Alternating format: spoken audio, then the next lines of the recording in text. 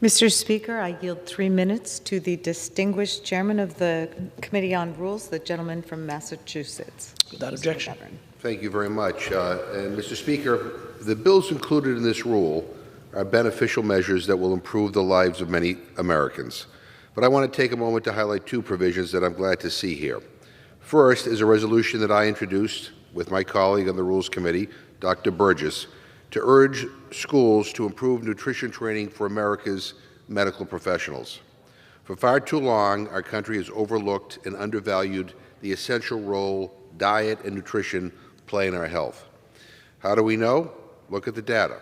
U.S. medical schools devote an average of 19 hours to nutrition education over 4 years, with little of that related to diet and common health conditions. You heard that right. 19 hours on nutrition over 4 years. All the while, more than 40% of American adults have been obese and 1 in 10 suffered from diabetes. Both are chronic health problems directly related to nutrition that cost Medicare and Medicaid millions and millions and millions of dollars to treat. We cannot continue to ignore the correlation between diet and health. It is time to make sure that our medical providers are equipped with the best knowledge and tools to help their patients. I want to thank Dr. Burgess for his partnership on this important bipartisan effort. Nutrition, food access, and health are not only directly connected to each other, they are directly connected to our progress as a nation. It is time we treat them as such.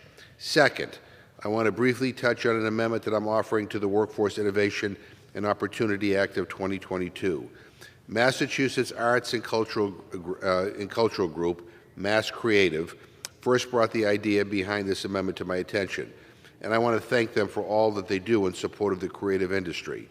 My amendment will help ensure workers with creative skill sets are better integrated into the workforce.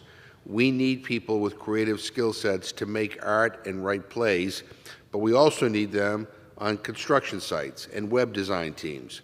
People with creative skill sets belong everywhere work is being done, and that's what my amendment is about.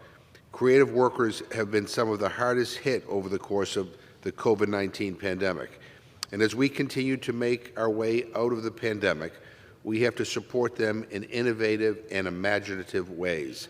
Yet, too often, our narrow vision of what creative workers can or should do doesn't fit the needs or demands of today's workforce. And this amendment is about supporting them so that they're better integrated into the workforce. Not only will this study help assess how we can continue to help creative workers get back on their feet, but it will also illuminate how we can continue to meet the labor needs of the most in-demand industries. Thank you. I thank the gentlelady from Pennsylvania for yielding, and I yield back the balance of my time.